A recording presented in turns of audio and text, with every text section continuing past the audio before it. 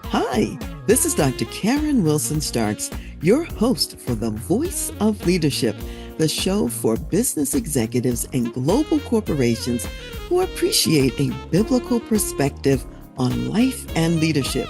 You are listening to our Fab 500 series featuring some of the best of our 500 episodes and celebrating the 30th year of Trans Leadership Inc.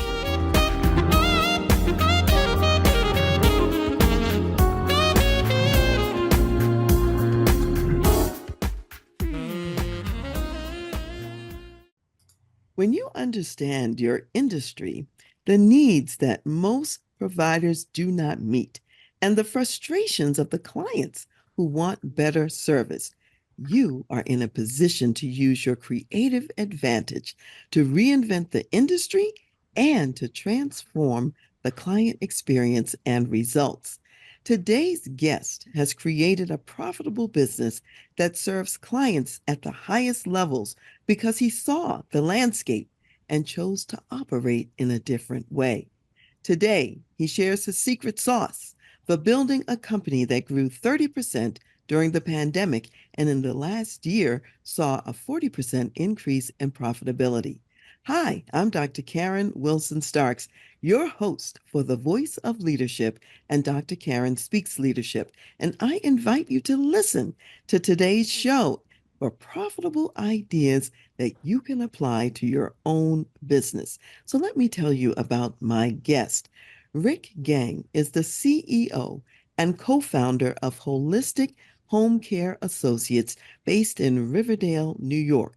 In 2014, Rick established Holistic Home Care to ensure that every client receives compassionate, high quality service. Holistic simplifies the caregiver hiring process, prioritizes family control, and enhances overall quality.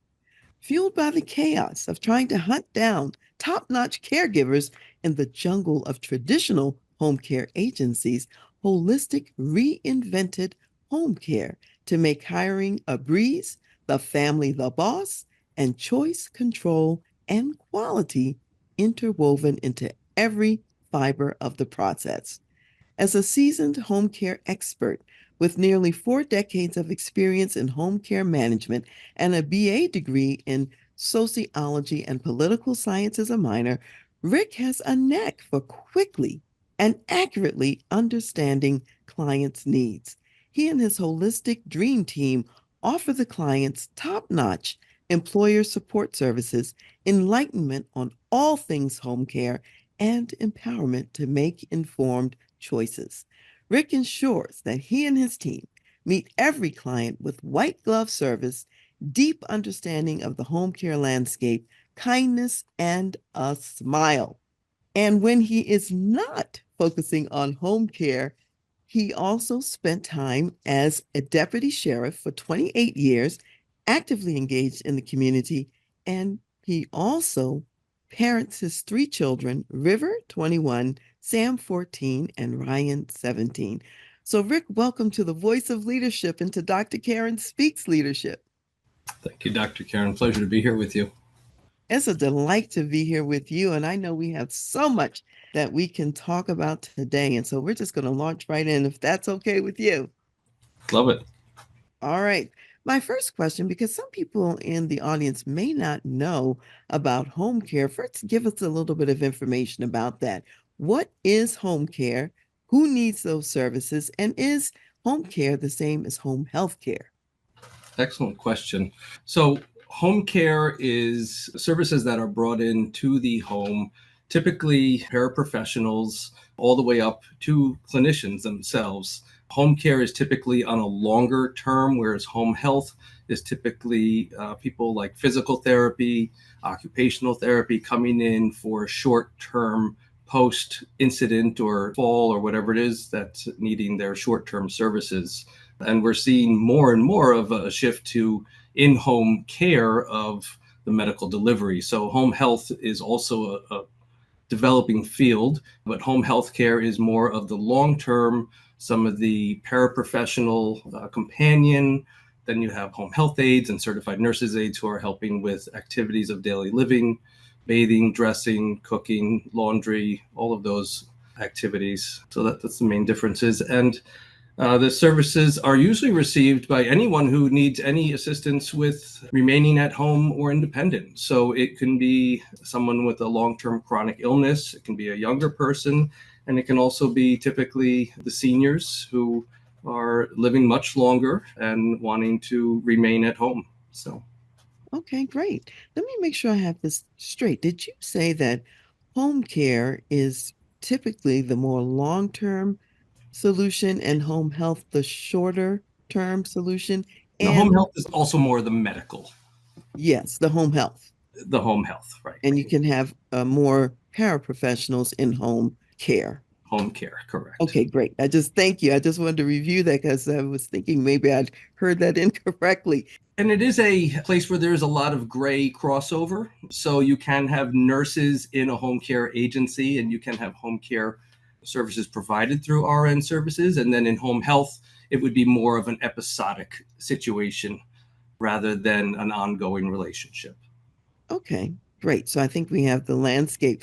So tell us a little bit then about who you see as your clients in the business and how you add value to those clients. Sure. Here in our registry model of home care, we really have two clients. We have the families that come to us for care, and we also have the caregivers coming to us looking for work. So we really act as matchmakers in the home care space, and it's a different model than the traditional licensed agency. That's really who's coming to us are our families who are looking to hire caregivers, and then also the like I said, the caregivers looking for work. And it's really our duty to vet the caregivers and then also match them with the clients as best fits all of the personalities, the skills, the schedules, and then all of the nuances, whether they can play chess, speak French, and aren't allergic to the cat. That's great. I love the way you frame it as a matchmaking service of sorts. And I know, Rick, that you also have a perspective that says you want to do a form of social justice, if you will, for the caregivers. So talk about that a little bit and how you benefit the caregivers as a client as well. It's a win-win-win, really. And I think that's one of those places where if you can identify a win-win-win and put yourself in that equation, it's a home run. It's a guaranteed success. And the way that we've done that is by having the caregivers work directly for the families. So the overhead of my office, I have an internal office of under 10 people, but yet I'm able to work with over 500 caregivers. If I were a typical agency, my overhead would just be cost prohibitive for me to pay the end user, the caregiver, properly. Just the margins just keep getting tighter and tighter. So in our model, the caregivers are able to earn significantly more than their counterpart at the traditional agency. Typical agencies in my region are anywhere from $19 an hour to $22 an hour, and we don't have anyone, I don't think, below 25 an hour. Most of our cases are 30 an hour and up. In that regard, the caregiver is able to secure a higher paying wage. They have the steady long-term relationship with the employer. They don't have that turnover that they have at the agency. And so that really puts us in a position to lift up caregivers and get them into better paying positions and reward them for their hard work.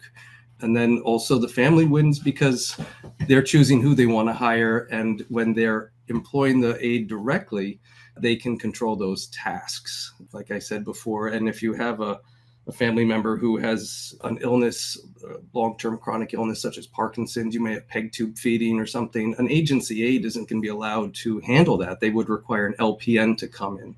When the family employs directly, it's just as if another family member is there to do that task.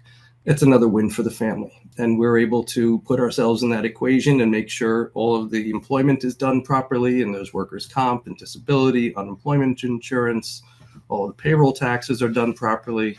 It's a win-win-win. Everyone is happy. So that's really sort of the secret sauce that we've created here. Well, that's actually a beautiful story because if you think about the people who usually do home care, and are often not paid a living wage, this gives them an opportunity to really provide for their own families and have a career that has a long-term trajectory to it.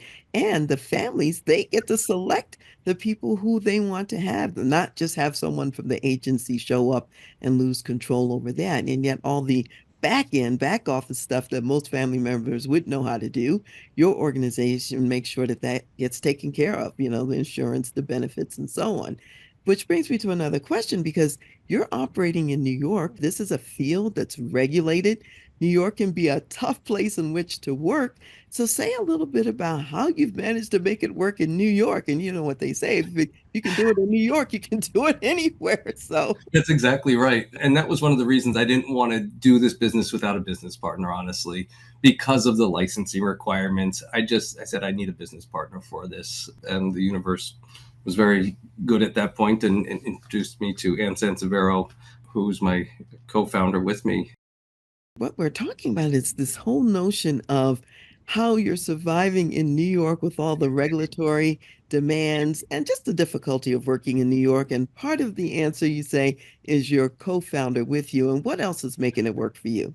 So also just leaning into all of the regulations, figuring out how to make the New York City's sticky and overbearing laws fit into best practices so that we can check off the city's boxes to work, under our license that we need to oblige by, but also facilitate everything for the family. So we also develop software to do the registry model and to manage all of the moving parts. And as we're speaking with other registries nationwide, it's where the rules are just very different, much more friendly to do business. And it's like, well, we built it in New York, and the only place that's more challenging probably is California. So second to California, if you can do it here, you can really, I think, do it anywhere, because from there it'll be downhill. So I didn't mind jumping through all the hoops. It's just trying to figure out how do you check those boxes and yet still get your mission accomplished. I know other people that have figured out sort of other creative ways, whether they call themselves an online marketplace or whatnot, but I choose to do things the proper way and go through and just have everything buttoned up. The proper channels in an innovative way. And you mentioned technology. So share with us a little bit more about how you use technology to really do the matchmaking, to do the back office part, and how that's innovative in your industry. On so many fronts, and I'm not a tech person, even just the ability for us to go fully remote during the pandemic. Pre-pandemic, I would have told you it would be impossible for me to have any internal staff outside of the New York area. And now I know that that's completely erroneous. Our own internal software, it was really just the need to, no one else was supplying the software to match the clients and caregivers. And so we wanted to be sort of the e-harmony of clients and caregivers for the registry and home care space. So that's where we started, and we built that. And then the companies that we were using for payroll and scheduling and communications were gobbled up by venture capital. And one company was closed and condensed into the other, and customer service went downhill, and saw the writing on the wall and just decided to lean into the opportunity and build those modules that we needed into our existing software. And it's really just about solving problems, identifying a need, seeing if there's a solution out there. And if not, then I went kind of kicking and screaming into the software development. But it's really taking off now, and it's an interesting endeavor. I'm running my registry 2 years now on it completely. And even if it didn't sell, I just know the money that I'm saving by using it myself really pays for it. But this is really phenomenal because this is not your area of expertise, and yet you jumped in at the deep end of the pool, I'm sure with help and partners and so on to make it happen because you saw the need and then you created the solution for it. And I think that's really part of the secret sauce in your business is that you do see the needs and then you figure out how can we solve for this? How can we create a solution that is that triple win again? That's really what you're talking about. part of your technology, as I recall. It even allows you to be unique in how you do your screening and vetting and matchmaking. So, say a little bit more about how the technology helps you to do some things that maybe others aren't able to do to get such great matches. Yes. So, despite even like some of the regulations in Florida, they don't want you matching on personalities. But I mean, we really have to be realistic. I mean, if this person is in your home doing personal care and living with you, you really need to make sure that personalities match. This isn't someone coming to wash your windows. This is someone who's coming to really personally be involved in one's life. So making sure that that match, we've come up with the most unusual matches. It's always worth it. It's always worth investing the time to make that match, even if it's not the easiest to make. These are very personal relationships that we're facilitating, and it's software doesn't eliminate anyone. We have over 500 caregivers in our roster and over 75 RNs. It constantly just reshuffles them. So it just re-ranks them according to the match, because we never wanted to take the human element out of it. We do love technology. We're leaning into AI, and so far so good. But we never wanted to take the human out of it, because the schedulers or whoever it is always going to know some detail that the software doesn't know. So it's important to work smart, not hard, but still have the human touch in it. So let me ask this. What was it that prompted you to even start holistic home care? And what did you see maybe that was broken in the industry at the time? I had been doing caregiver placements through my mother's care management practice. My mother's now a retired nurse. She was one of the founding members of the Aging Life Care Association. The first chapter was here in New York in 1985. A group of women, mostly social workers. My mother was one of the few nurses, got together and formed this organization. And I kind of grew up managing my mother's private practice as a nursing-based care management practice. And during those years, we would always screen caregivers for our clients to privately hire, because we saw that that was really the best way for them to. We had a lot of clients that were running almost medical homes, chronic care conditions, suctioning, trach. So having highly skilled caregivers who are able to do those things was always important. And after 20 years, I had amassed about 200 caregivers that I had just constantly rolling through and getting placed on cases. And we, would do their background check, and then we would open an ADP payroll account. And after my mother retired, I continued to run the practice a few years, and was then looking to hand off some of the Manhattan cases to Ann Sensavero, who said, "Well, Rick, what are you going to do after you wind down the practice?" And I said, "I don't really know, Ann. But I'm ready for a break out of care management and getting the 3 a.m. calls that Mrs. Smith is going to the emergency room, and it's time to get the power of attorney on the phone." And my life had done that for 20 years, and I was ready for a little bit of a change. And Ann knew that I had these 200 caregivers, and she said, "Why don't we open a registry together?" And I said, "That I'll do," because I was always ready to do it. I just needed a partner. So I said, "Are you willing to do that?" She said, "Absolutely, because I can't get good caregivers for my clients. So this is an opportunity for my clients, my business, and for her as well." So that's when we decided to join forces and officially kick off. So Well, that's another opportunity as a win-win, so to speak, that's in more than one direction. The two of you coming together, having been out there separately, knowing of each other and interfacing, and now partnering together. So let's talk about that a little bit. I know that business partners, it's not always perfect. You got to figure out, like in marriage, husband and wife, how you're going to make this thing work. So talk a little bit about that and a little bit about Ann's role also with ALCA, the professional organization that your mother was very involved in, yes, and how she's connected with that as well, and how that relates to what you do day to day. I see an EIN, employer identification number, for any business, almost like a social security number for a child. It really is a marriage. We are stewards of this young life that we need to cultivate and help mature. So Ann and I are very different personalities. Anyone who meets us, I think, realizes that. But it's also one of our strengths is that we are different. And it was not always easy in communication and getting to figure out each other's style. But I think it's a good balance in having different personalities. I think it makes business itself stronger. And Ann's role, she has a thriving care management practice in Manhattan called Health Sense, where she has several nurses and a social worker under her. And so she will refer clients as appropriate. If a client has a policy that won't reimburse for this model of home care, she refers to agency models, or she'll refer to multiple. That's one of the things about ALCA, Aging Life Care Association, is really the ethics and the standards of everything are really very impressive. I haven't seen another professional organization that has such dedication to professional ethics, which is refreshing, especially nowadays.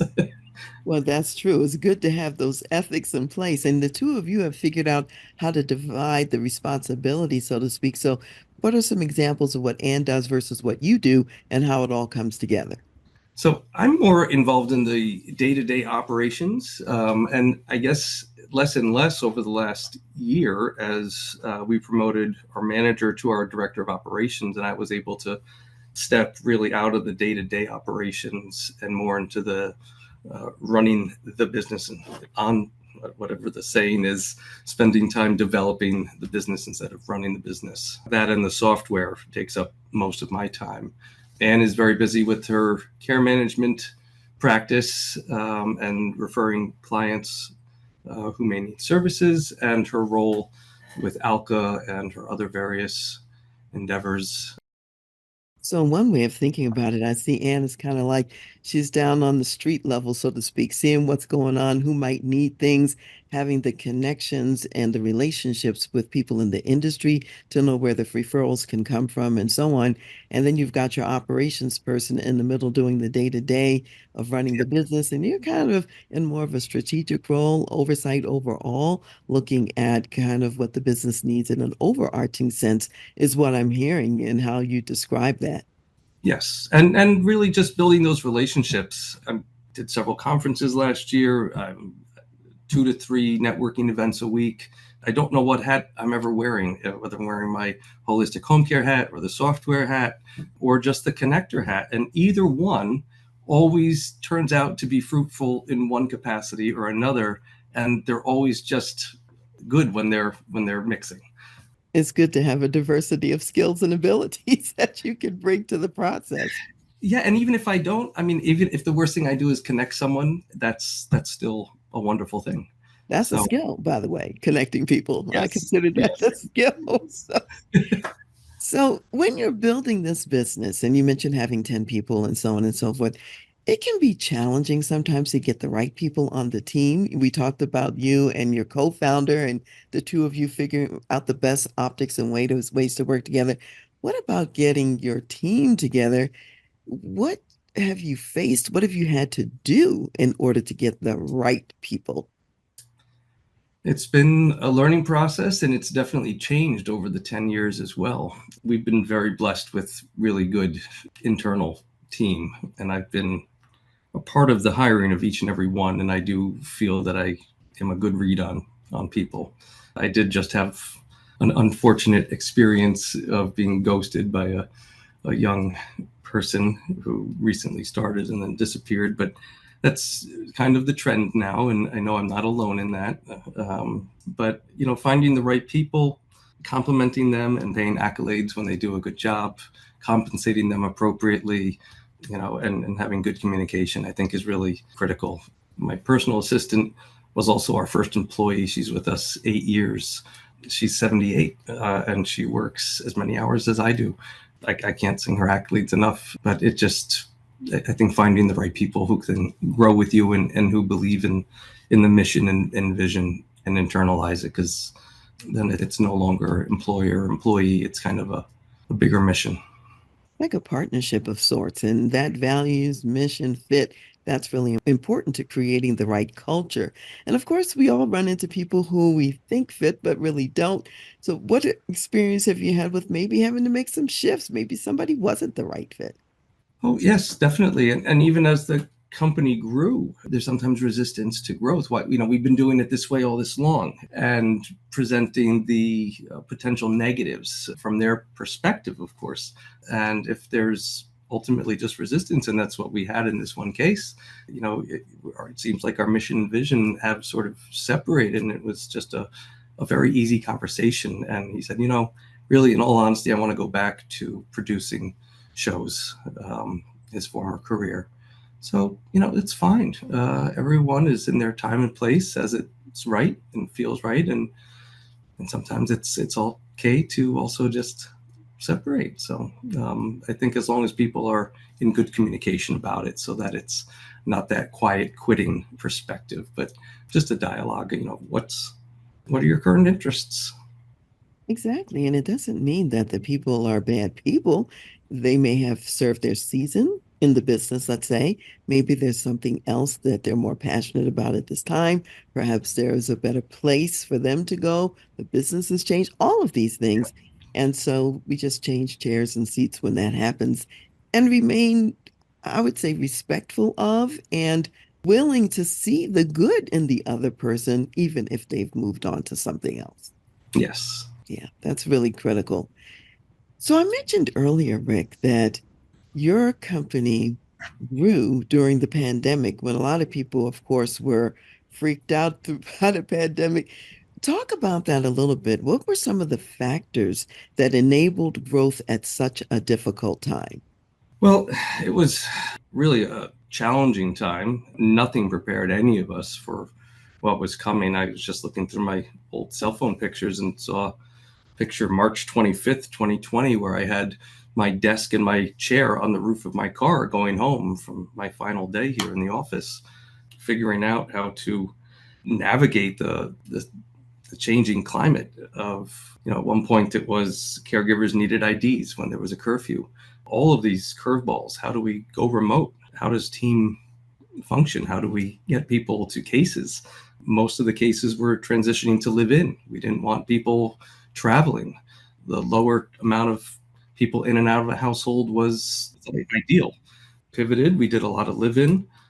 We worked with financial coach and who helped us really see in live time that we needed to also adjust the rates for the live in because that was a smaller segment of our business and the margins were lower, and we were losing the hourly, which was the better service line. So we just did a price change live real time, without having to look back at the quarter going, oh, what happened? Why did our profits drop? So having gurus in their sectors, being able to consult has also been a part of the success. Yeah, and I think really the pandemic where just people did not want to be in a facility. So home care was the natural choice, and people were not able to travel or be with their loved ones or not necessarily able to relocate. So I think that was just the growth in home care in general. So we've had growth after year. The pandemic certainly accelerated that,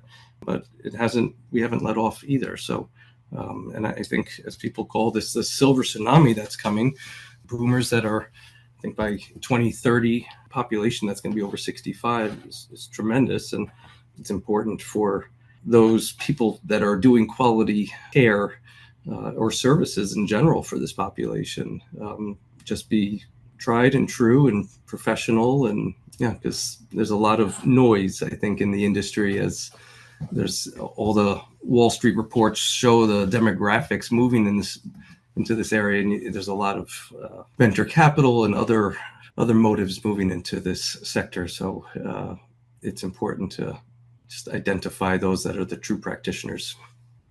Yeah, absolutely. And I want to get back to that in a second, but I want to ask you first about the other kinds of flexibility and agility you had to have during the pandemic. And what are some of the things you've carried over into the post-pandemic world that you mentioned earlier about even working remotely and how you didn't even think that would be possible? Share a little bit about what you've learned about that, what you're doing now that maybe you wouldn't have done before, and it's working.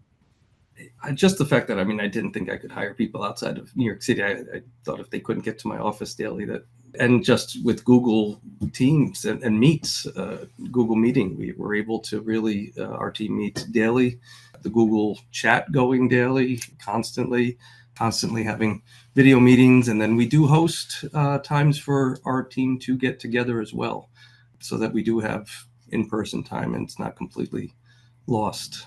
There is some balance that does need to exist. Also, just in like we use Monday.com as a custom CRM that we've built. A lot of tools that, again, having good consultants available to help us devise this on the fly, and it's been a game changer. And I think if I remember correctly, you even have a I do. treehouse office, During I should call it.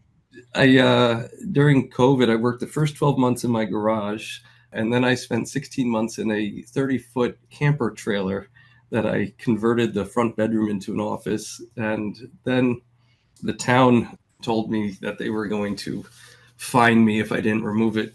So I started building a treehouse office that is now, it's 14 by 14. It's got insulation, air conditioning, heat, and has a full bathroom, shower. So it's a little bit more than a typical. It's like a little house up in a tree.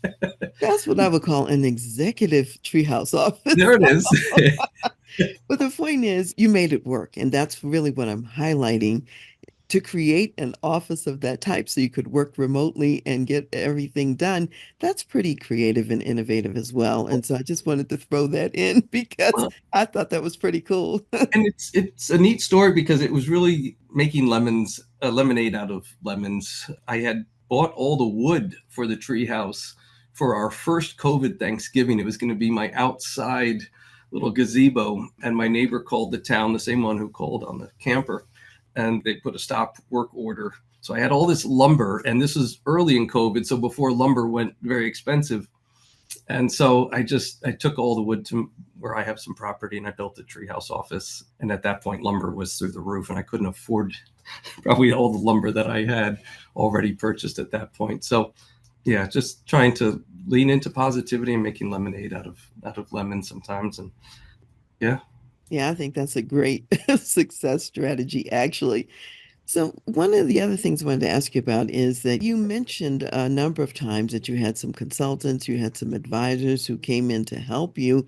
And we all know that no one does this work alone, and especially because some of the consultants and advisors had areas of expertise that were different from yours. And I know that you worked with a good colleague of mine, Paul Menardis, who was your business and financial coach. So tell us about that. What did Paul do, and how did he help you achieve all of these stellar results? I think one of the great things about our current day and age is we can tap people to be like a virtual CFO, right? And you don't need a CFO for 40 hours a week necessarily. Maybe 15 hours a week makes sense. That's really where Paul has come in. I call him our virtual CFO, and yeah, well, he's our advisor, our business strategy advisor. And he's been, like I said, that was during the pandemic. That was Paul who said, if all your business is going live in right now, we need to adjust rates. He's helped us with revenue modeling. He's helped us identify attributes of the business that I didn't think were possible. The cost of goods sold. We know our real margins now on each service line. I had a friend of mine who was involved with Five Guys Burgers, and I used to see him as a manager on his laptop, and you could see, all right, 500 large fries have been sold by 11 o'clock, and 1,800 Pepsis, whatever. I was like, wow, you can really, like, in live time, and I feel like I've almost now got that live time statistics on my business. It's just amazing. To have that intricate knowledge and the pulse on the real true bottom line and all the moving parts of the business. And Paul's been instrumental in setting all of that up. We still meet with him continuously and look at all of our strengths, our weaknesses, opportunities. We go over our SWOT, all of the critical success factors. And it sounds like, and one of the benefits that you've derived from having a consultant like that, someone who's an advisor, is that they help you to think about things you wouldn't think of on your own, so that there are greater possibilities for the business, greater ways to increase revenues that you wouldn't have thought of and maybe too That's right. late. And so, That's and where it would have really cost you a lot. So there's also the part of speed of getting the information that you wouldn't have, and then also making it streamlined so that you can really manage and run the business in real time, see things coming before they actually hit, and avert disasters at the same time. we don't know what we don't know. We're experts in what we are experts in, and having the ability to tap experts. And one of Paul's colleagues, Wide Awake Business, is Carrie Berghoff. She's been helping us with sales coaching, and it's really, I can't even put words to the impact that it's had. I've been working with her directly now, and it actually, she's been really the one who's been helping me sort of get out and push into all of that. And I'm not a salesperson. I can educate and speak to this all day, but I don't have the questions loaded in my mind. I don't have the necessarily all of the marketing stuff figured out, but she's got it, and she's just like Paul, willing to teach it and enjoys seeing people live it and do it. Huge difference for you having those advisors, consultants around you and who care about you and the business and want to see you be successful. And if you could just even imagine or guess, where do you think you would be without them? We would not be here.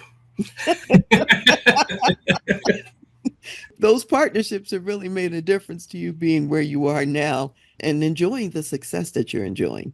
Yes. Yep. So, what would you say? A lot of people are reluctant to consult an advisor, a coach, or a consultant along the way. What would you say to those business leaders out there, maybe to encourage them, the ones who haven't experienced the value of real outside counsel?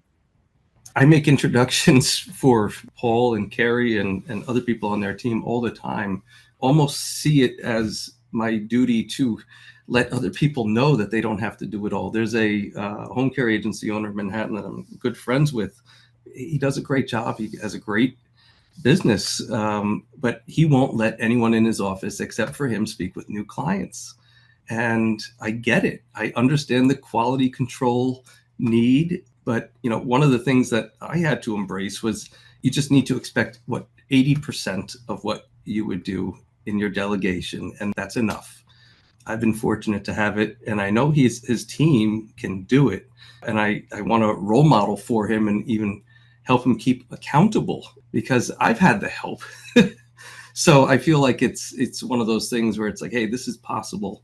You can step out, and I think one of my greatest self accomplishments is that I retrospectively looking now, I didn't even realize this, or it wasn't my intention, but God forbid tomorrow if I get hit by a bus, the company is still up and running because I've stepped out of the day to day.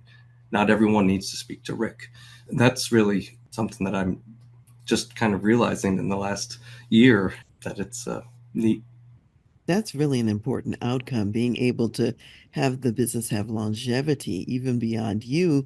You're really facilitating succession, you're facilitating the legacy and that good work continuing for the clients, both sets of clients that you're talking about who benefit from your services. And so that's an important outcome also, in addition to everything else that we've been talking about. So I hope that those who are listening out there will realize you can go farther, you can go faster, you can go to better places sometimes when you get some others with expertise to come in, partner with you, work with you, help you see what you don't see by yourself. So I think that's an important point, and I'm really glad that you mentioned those people from Wide Awake Business who've made a difference in your experience. You said earlier, you were talking about the kinds of people that are coming into the home care industry now because they can see that this can be a profitable business. However, they may not have the same values in place. They may be more wired towards, let's say, shareholder value and a venture capital kind of situation or whatever. Talk a little bit about who these other players are. I don't mean by name, but the kinds of players that are in the marketplace and how you are different from what they do. There's a lot of big players. There's national franchises and chains. We are more of a mom and pop shop, a boutique concierge type of service. There are excellent franchises. There are excellent models. That gentleman I was just mentioning in Manhattan, he has a great outfit, and he came from Wall Street. He retired out of Wall Street and wanted to start a business. People come from it from all different backgrounds. There are several people that it was a family situation, whether nurse or whatever. It's an interesting mix of who comes to the industry. And it sounds like there's more than one way to do a great job coming to the industry. So not everyone who does it differently is necessarily doing it poorly. Correct. Just to tell you, we get phone calls that people say, "Oh, we're just happy you answered your phones."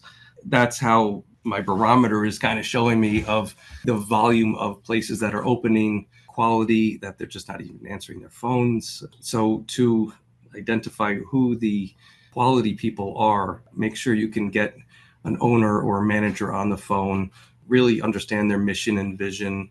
Did they just buy a franchise yesterday, or have they been in this industry for a long time? I think those things will be very evident once you get someone on the phone who's willing to have a conversation. And if not, that's probably evident of what quality you can expect. I think we all can agree when you can get the owner of the business on the phone, you're going to have a very different experience than if you have a regional manager or something else. So yeah, I think just having local boots on the ground that you can check references and make sure that their passion and empathy is matching your values. And Absolutely.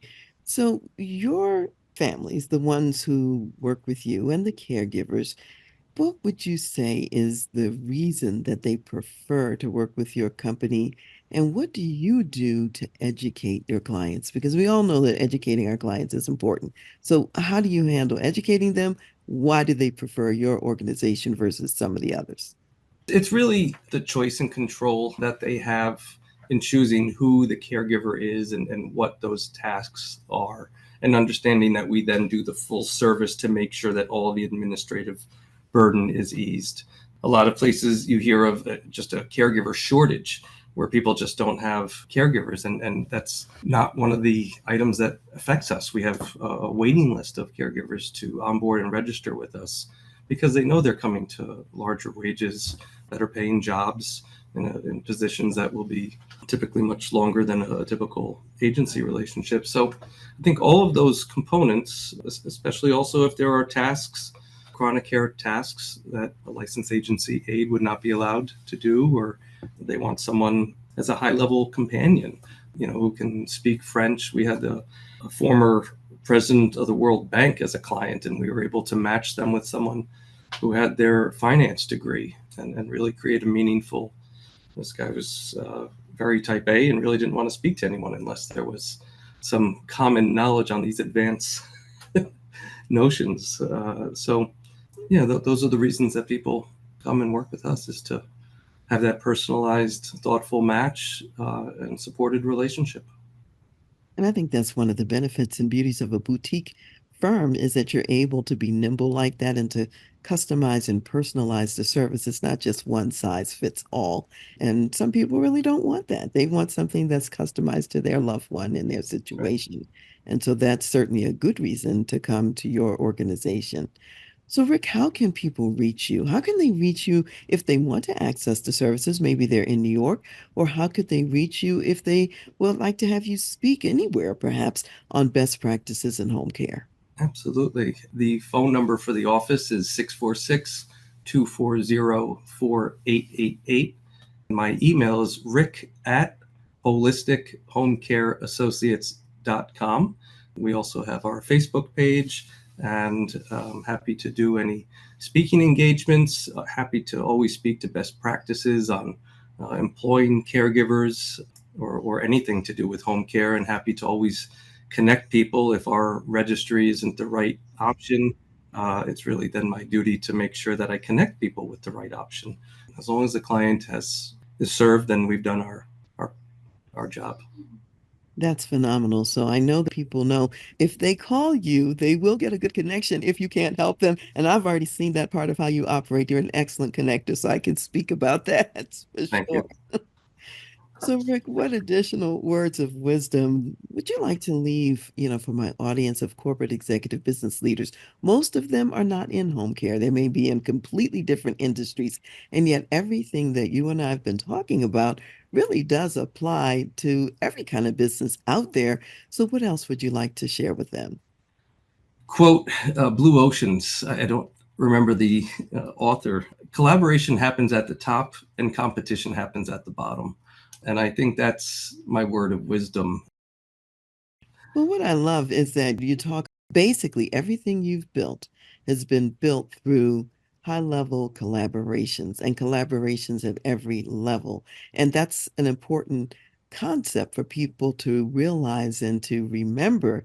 And I don't even like using the term competitive advantage because what I really believe that people have is creative advantage because you're going to do something, Rick, because of who you are. Your partner Ann is going to do something because of who she is. So that when you create your business, it has its unique pieces based on your gifts, talents, and skills. And no one else is going to be able to do it quite like you because you are your own unique selves that you bring to the business. I call that creative advantage. You don't really need to compete with anyone, so to speak. Just show up with all of your glory and gifts.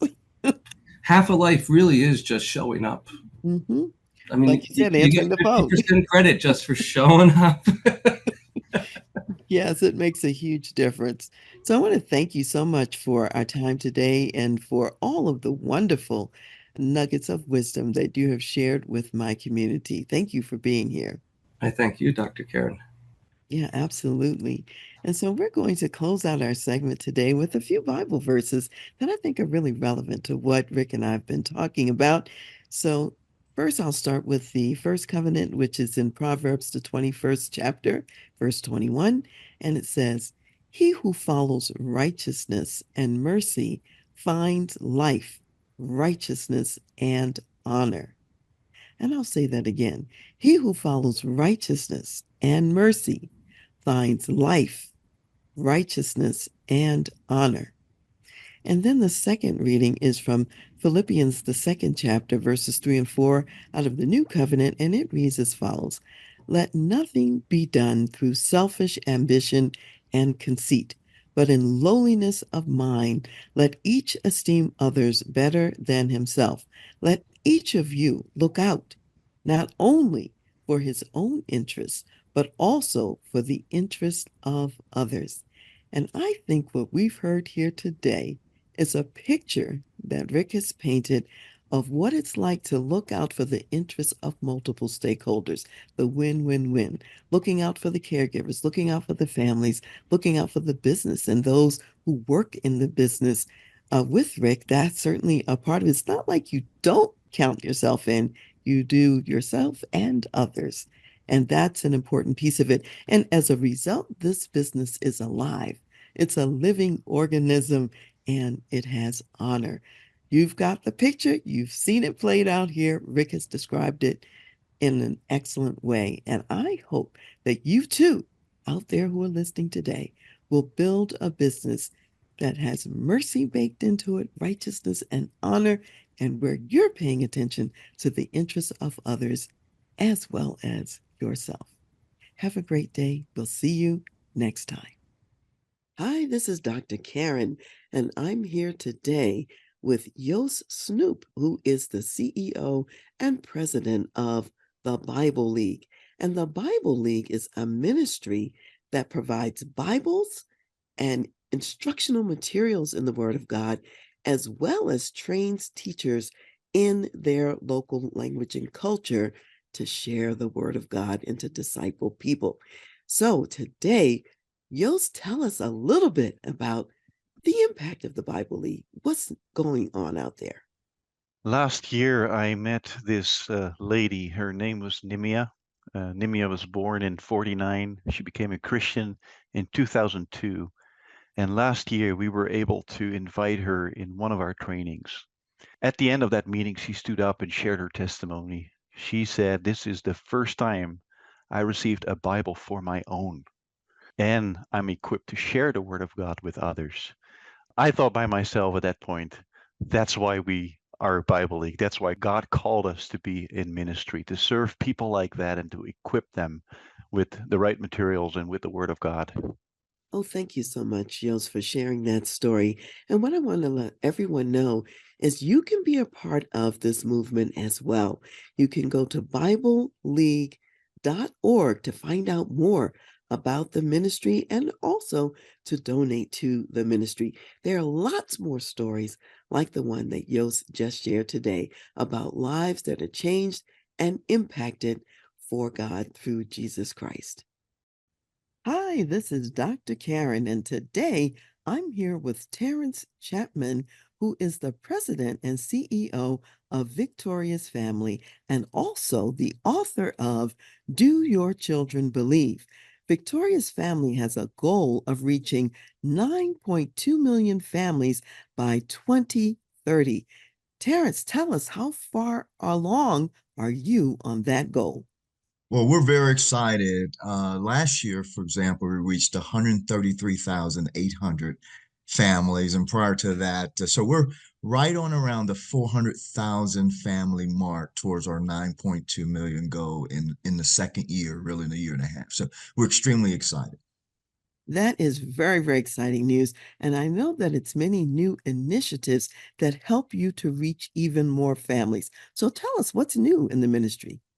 You know, what's exciting in December of 7th of 2023, we had a national newspaper cover Victoria's Family, and it went throughout the country. And that has exposed us to over 30 million families in the US. From that, we've got a great deal of responses. And one of those responses is a new partnership that we're forming with Hampton University to come alongside of them and work in 8 counties in the Hampton Roads area. So we're real excited about that. Millions of families will be exposed to what does it look like to have family transformation taking place in their home. That's phenomenal. So, how can people reach you and how can they reach your weekly resource that you have as well? Well, they can reach us at victoriousfamily.org, victoriousfamily.org. Our resources are there, and we're excited because we have a brand new resource that just came out.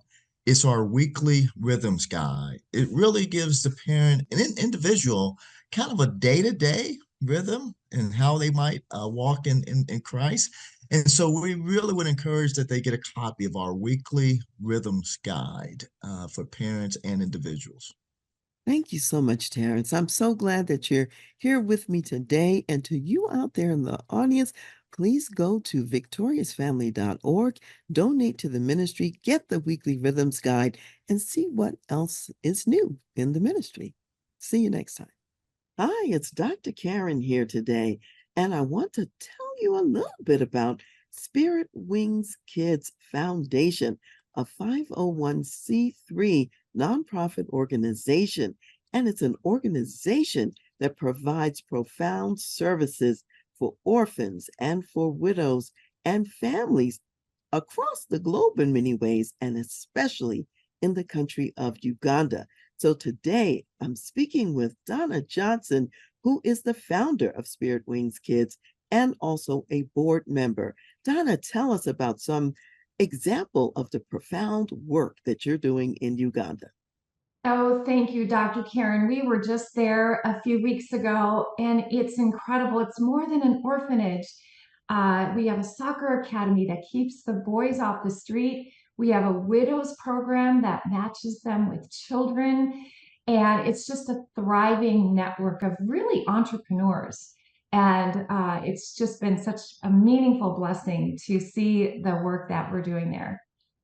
You know what, Donna, what I love about what you said just now is you're really talking about their whole lives. You're creating families between the widows and the children.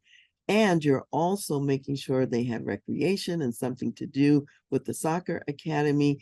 And you're looking at the job situation and the entrepreneurial aspect. And as a businesswoman yourself who's very successful, you're right in line with being able to make that difference.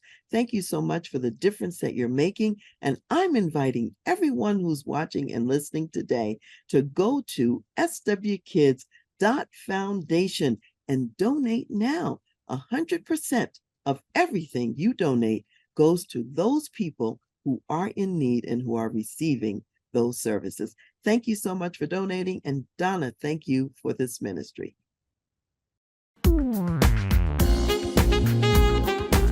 Thank you for listening to The Voice of Leadership with me, Dr. Karen Wilson Starks. I am also your concierge executive leadership advisor for when you need to make tough business decisions, lead change, create a positive and profitable company culture, develop an enterprise-focused executive team, or prepare for leadership transition and succession. Contact me at Dr. Karen, at transleadership.com. Also go to my website, www.transleadership.com, for more leadership resources. I want to give special thanks to Ron McMillan, gospel jazz saxophonist, National Billboard recording artist, also known as Mr. Sirius XM, for allowing us to use his gifted music on our show, and to Chad Barr of the Chad Barr Group for serving as our show producer. Thank you for joining me today, and I'll see you next time.